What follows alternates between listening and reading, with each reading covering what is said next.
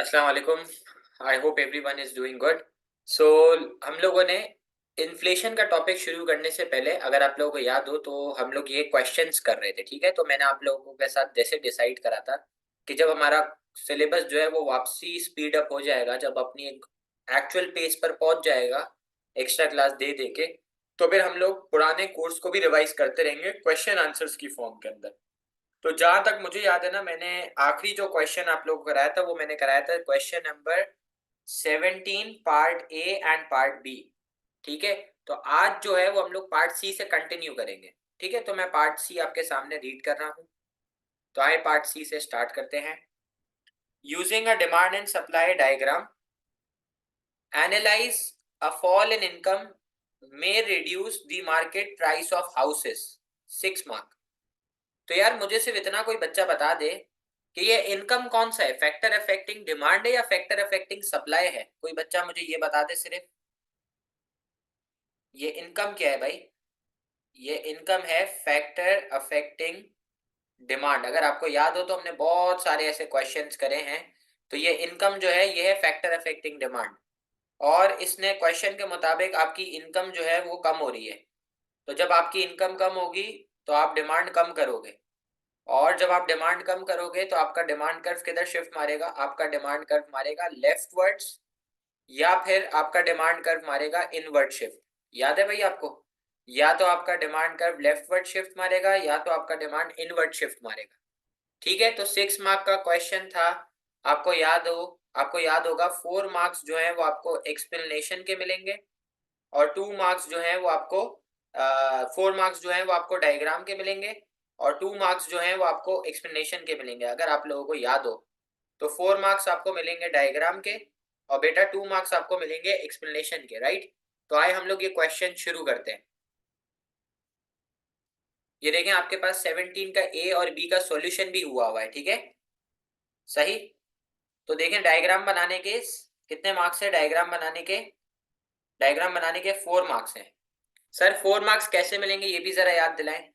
बेटा सबसे पहले आपने दो एक्सेस बनानी है, सबसे पहले आपने दो एक्सेस बनानी है, और एक्सेस की आप लोग सबसे पहले लेबलिंग कर दो।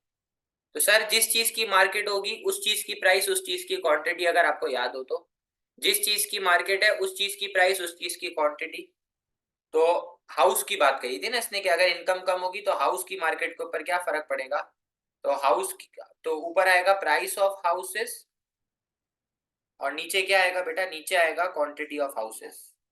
ऊपर आ जाएगा बेटा प्राइस ऑफ हाउसेस, और नीचे आ जाएगा क्वांटिटी ऑफ हाउसेस। ऐसा ही है भाई। सर बचपन से सिखाता हुआ आ रहा हूं, डिमांड कर्व डाउनवर्ड है, सप्लाई कर्व अपवर्ड है। तो ये डिमांड कर्व डाउनवर्ड बना दिया, और ये सप्लाई कर्व अपवर्ड बना दिया। जहां पे दोनों इक्वल होगा वो होगा इक्विलिब्रियम, और वहां से आएगी इक्विलिब्रियम प्राइस और equilibrium quantity. Sir demand curve downward हो गया, ठीक है। सप्लाई कर्व अपवर्ड हो गया, जहां पे दोनों इक्वल वो हो गया इक्विलिब्रियम, वहां से आ गई इक्विलिब्रियम प्राइस और वहां से आ गई इक्विलिब्रियम क्वांटिटी। ठीक है, अब इनकम कम होगी तो डिमांड कम होगी, तो डिमांड कर्व मारेगा लेफ्टवर्ड शिफ्ट या फिर इनवर्ड शिफ्ट। तो इनकम कम हुई है तो डिमांड कर्व ने मारा लेफ्टवर्ड शिफ्ट। तो ये आपका न्यू इक्विलिब्रियम हुआ, तो यहां से आ गई न्यू प्राइस, और नीचे लेके गया तो आ गई न्यू क्वांटिटी। तो बताओ, डिमांड कम हुई है तो डिमांड कर्व ने मारा लेफ्टवर्ड शिफ्ट, डिमांड कम हुई तो डिमांड कर्व ने मारा लेफ्टवर्ड शिफ्ट। तो ये न्यू प्राइस आ गई और ये न्यू क्वांटिटी आ गई। ऐसा ही है भाई, डिमांड कम हुई तो डिमांड कर्व ने मारा लेफ्टवर्ड शिफ्ट, तो ये न्यू प्राइस आ गई और ये आ गई न्यू क्वांटिटी, और ये आ गया न्यू इक्विलिब्रियम। ठीक है, ये डायग्राम बन गई, इसके 4 मार्क्स है। सर 4 मार्क्स कैसे मिलेंगे। जिस बच्चे ने ऊपर लिख दिया प्राइस ऑफ हाउसेस और नीचे लिख दिया क्वांटिटी ऑफ हाउसेस, उसको 1 मार्क मिल गया। जिसने डिमांड कर्व डाउनवर्ड और सप्लाई कर्व अपवर्ड बना दिया उसको मिल गया सेकेंड मार्क। थर्ड मार्क आपको मिला एरो का। फोर्थ मार्क आपको मिला new price, new quantity, new equilibrium. Okay, तो ये 4 मार्क्स हो गए। अब डायग्राम के एक्सप्लेनेशन के 2 मार्क्स हैं। तो कुछ भी नहीं करना, जो आपने बनाई है वही आपको समझाना है, तो आए करते हैं।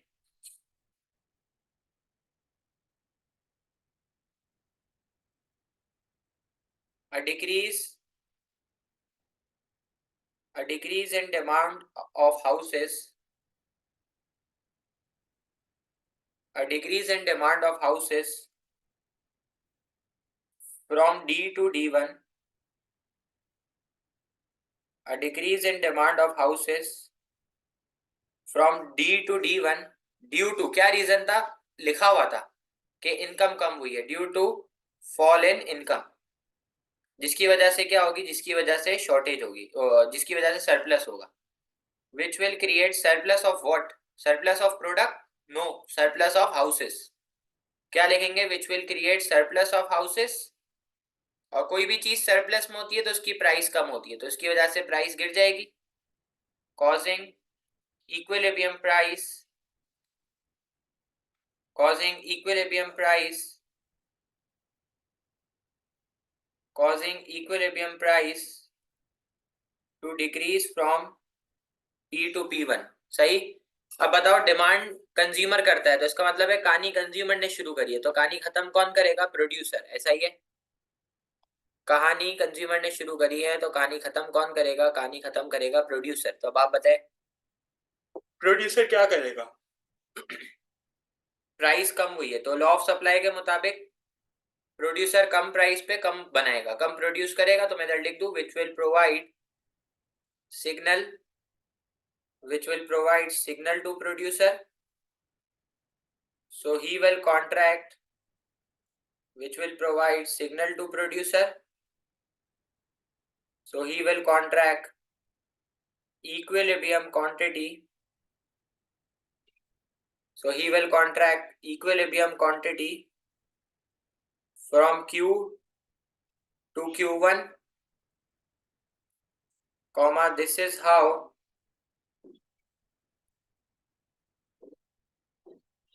comma, this is how new equilibrium point, comma, this is how new equilibrium point is achieved from E to E1। सही। अब क्या लिखेंगे, अब लिखेंगे मूवमेंट के बारे में। तो यार कोई बच्चा देख के बताएगा कौन से कर्व में मूवमेंट है, डिमांड या सप्लाई। कोई बच्चा प्लीज बताएगा। गुड राफे, गुड याया। Also movement along supply curve shows responsiveness of, also movement along supply curve shows responsiveness of, किसने रिस्पॉन्ड करा है, प्रोड्यूसर ने ना, क्वांटिटी कम करके, तो किसकी रिस्पॉन्सिवनेस शो हो रही है, प्रोड्यूसर की, of producer due to fall in demand या फिर चेंजेस इन डिमांड, जो आपका दिल करे वो लिख लेना। तो guys, is this C part clear to you all. क्या ये सी पार्ट आपको क्लियर है, any problem.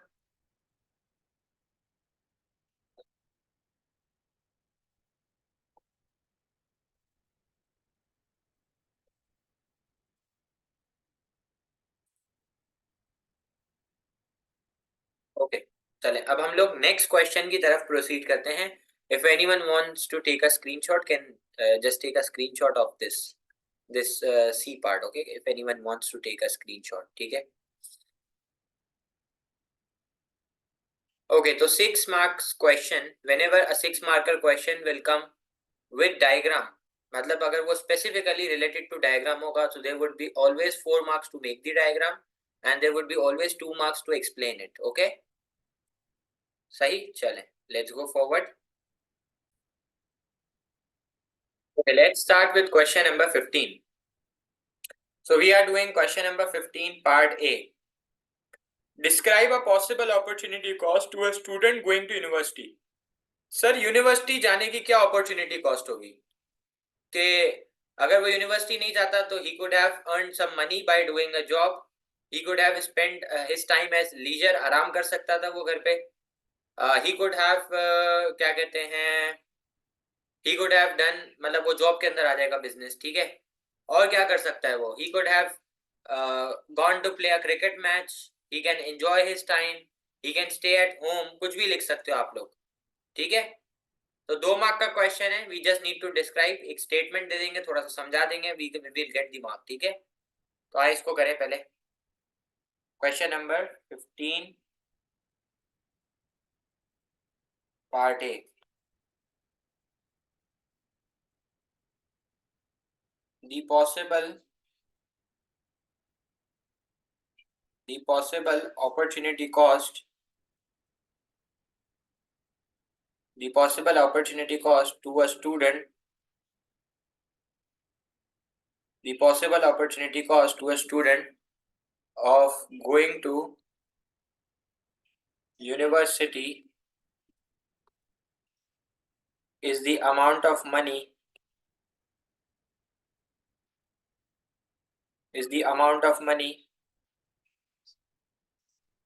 he could have earned is the amount of money he could have earned by doing a particular job is the amount of money he could have done by doing a particular job, ठीक है। So this is your 15A. Okay, question number 15B. Very easy, it's of general knowledge, इसके अलावा कुछ भी नहीं है, general knowledge का question है। Explain why university graduates usually earn more than people who have not gone to university, 4 mark। तो आपको बताया गया है कि 4 मार्क का क्वेश्चन में आपको 2 पॉइंट्स लिखने हैं, हर पॉइंट के 2 मार्क है, तो 2 पॉइंट के 4 मार्क हो गए, ऐसा ही है भाई। 4 मार्क के क्वेश्चन के अंदर हर पॉइंट के 2 मार्क है, तो एक पॉइंट के 2 मार्क है, तो 2 पॉइंट के 4 मार्क्स हो गए, तो इसका मतलब है 4 मार्कर के अंदर आपको 2 पॉइंट्स लिखने हैं, each point will get you 2 marks, so 2 points will get you 4 mark, okay. तो क्वेश्चन कह रहा है explain why university graduates usually earn more than people who have not gone to university.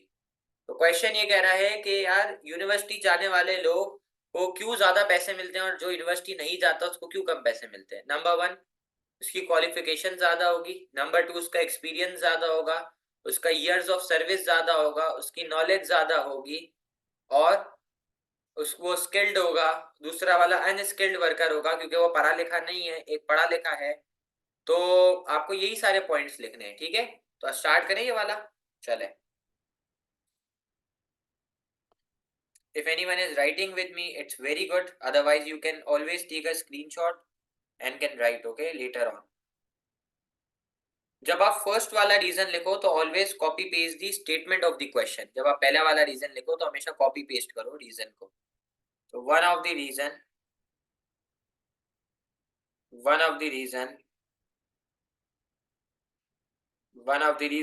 University graduates one of the reason university graduates will earn more than a non-university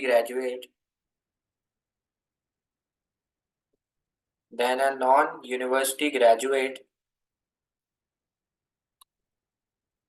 due to more years of schooling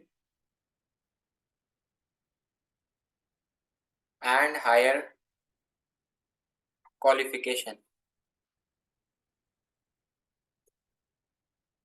which will increase his wage rate.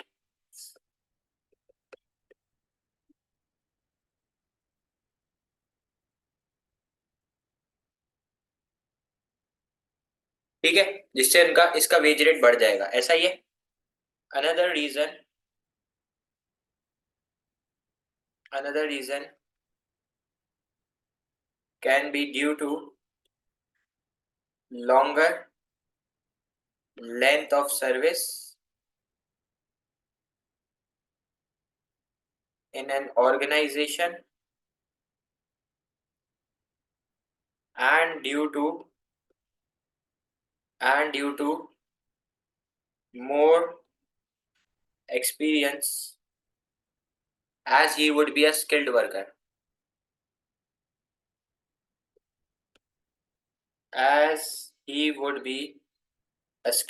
क्योंकि वो एक skilled worker होगा। सही। तो I hope आप लोगों को question number 15 A B clear होगा बिल्कुल। सी पार्ट की तरफ जा रहा हूं, ठीक है। सी पार्ट वेरी इजी है, अगेन 6 मार्क का क्वेश्चन, मैंने आपको पहले भी बताया है, डिमांड सप्लाई के ऊपर भी आएगा और पीपीसी के ऊपर भी आएगा। तो ये वाला क्वेश्चन पीपीसी के ऊपर है, तो आए पढ़े और मुझे जरा देख के बताइएगा आप लोग केस कौन सा है। मैं आपको 1 मिनट का टाइम दूंगा। Using a production possibility curve diagram, analyse what effect an increase in number of graduates will have on an economy. ये बोल रहा है डिमांड सप्लाई डायग्राम के थ्रू बताओ कि नंबर ऑफ ग्रेजुएट्स का बढ़ने का इफेक्ट क्या होगा इकोनॉमी के ऊपर। ये कौन सा केस है? इज इट पोटेंशियल के बढ़ने वाला, पोटेंशियल के कम होने वाला, एक्चुअल के बढ़ने वाला, एक्चुअल के कम होने वाला?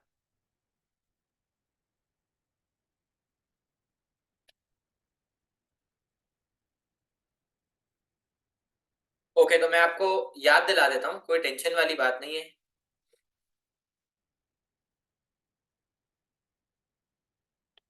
Just a second, okay. Okay, so this case is के analyze the effect of an increase in number of graduates on an economy। तो बेटा ये केस है, this case is of increase in potential।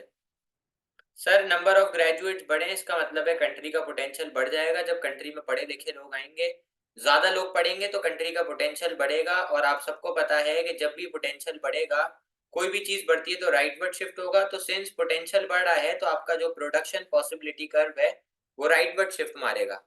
Sir आपका जो production possibility curve है वो rightward shift मारेगा, क्योंकि जितने ज्यादा लोग पढ़े लिखे ग्रेजुएट्स होंगे उतना कंट्री के अंदर भी ज्यादा कंट्रीब्यूट करेंगे, तो कंट्री का पोटेंशियल भी आपका बढ़ जाएगा।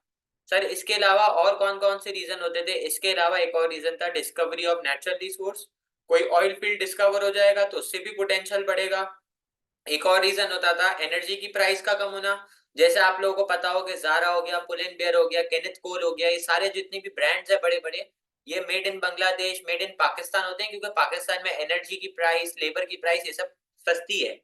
तो discovery of natural resource, increase in number of graduates, immigration of worker, बाहर से कोई वर्कर को क्या कहते हैं इंपोर्ट कर लिया तो उससे भी पोटेंशियल बढ़ सकता है। कोई टेक्नोलॉजिकल एडवांसमेंट हो गई उससे भी पोटेंशियल बढ़ सकता है। लेबर को ट्रेनिंग दी तो उसकी प्रोडक्टिविटी बढ़ी, इससे भी पोटेंशियल बढ़ सकता है। और एनर्जी की प्राइस कम हो गई, इससे भी कंट्री का पोटेंशियल बढ़ सकता है। अगर कंट्री में पॉपुलेशन बढ़ गई तो इससे भी पोटेंशियल बढ़ सकता है। I am I clear?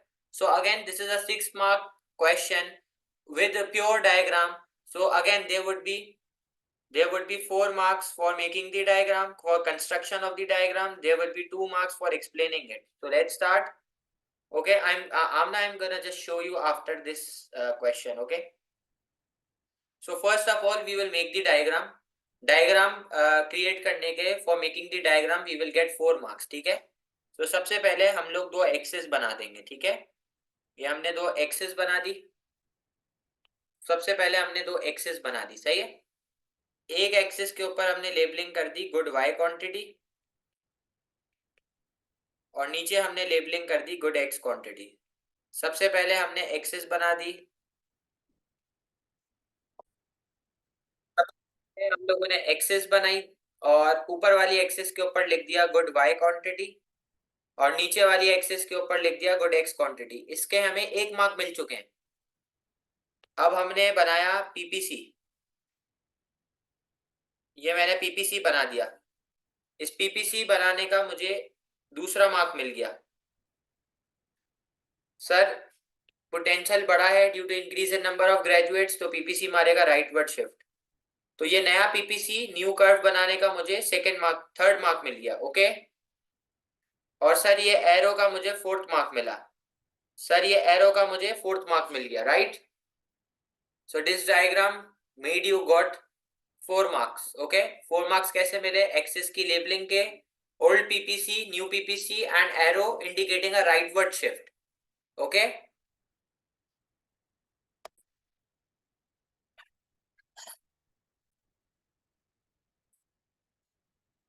Okay, अब हमें इस डायग्राम की एक्सप्लेनेशन लिखनी है, तो हम कैसे लिखेंगे? हम लिखेंगे an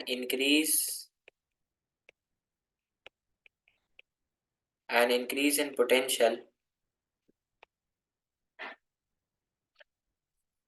an increase in potential, an increase in potential, reason हमारे पास ऑलरेडी गिवन है। an increase in potential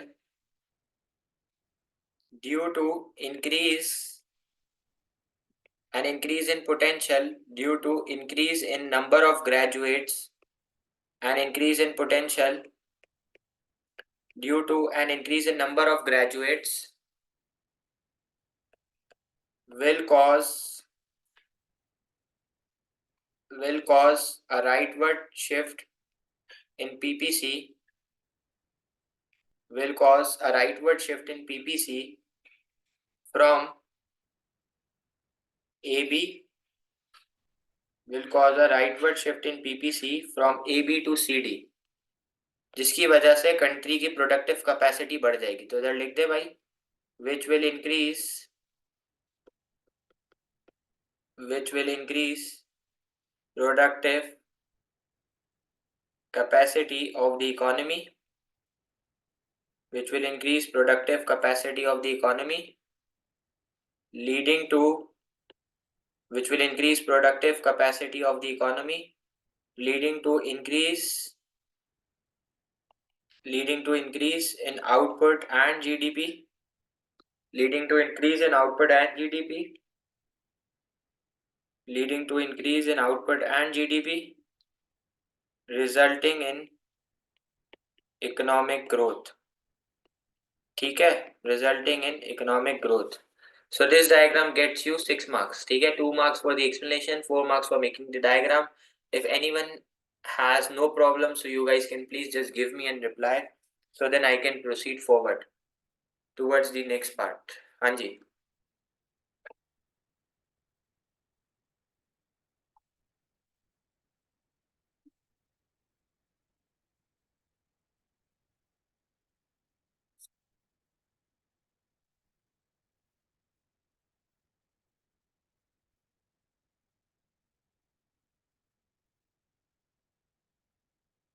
Okay, so I am proceeding towards the next question. Okay, chale.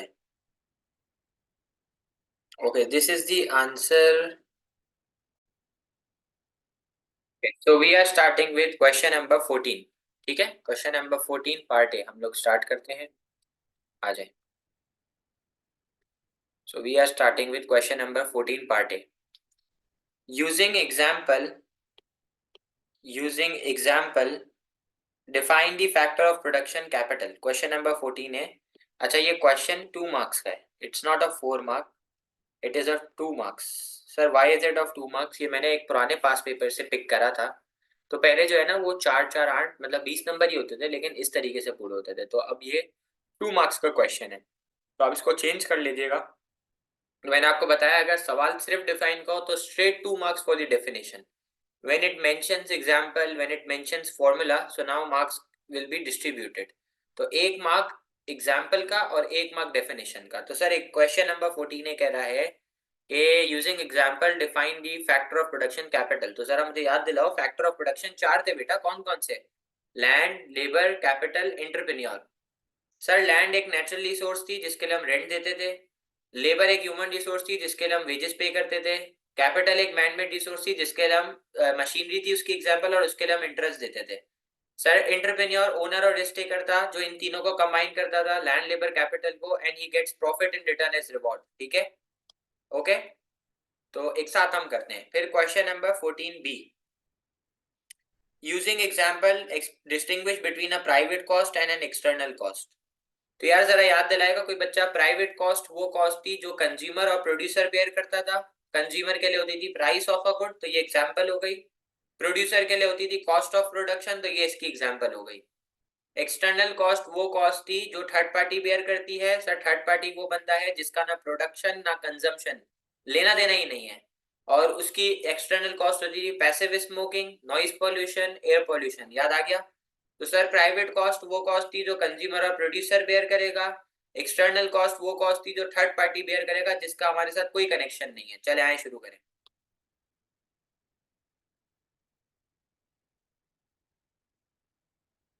Question number 14A.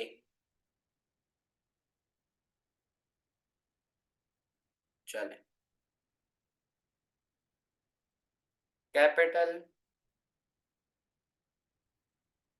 Capital is a man-made resource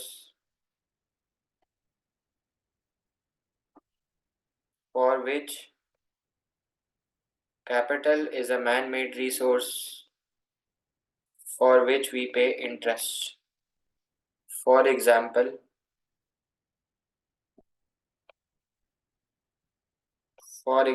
machinery.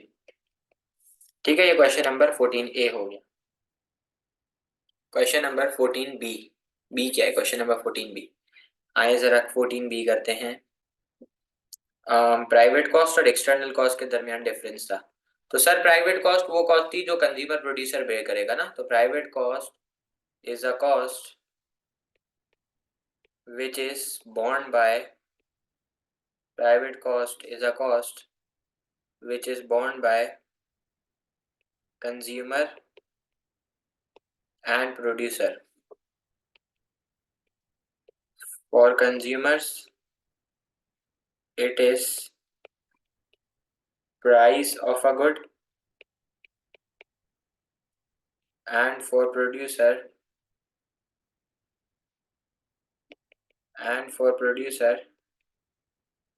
it is cost of production.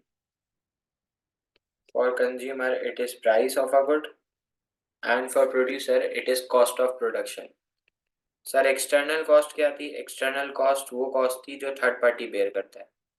External cost is a cost which is borne by third party, for which no compensation is paid. For example,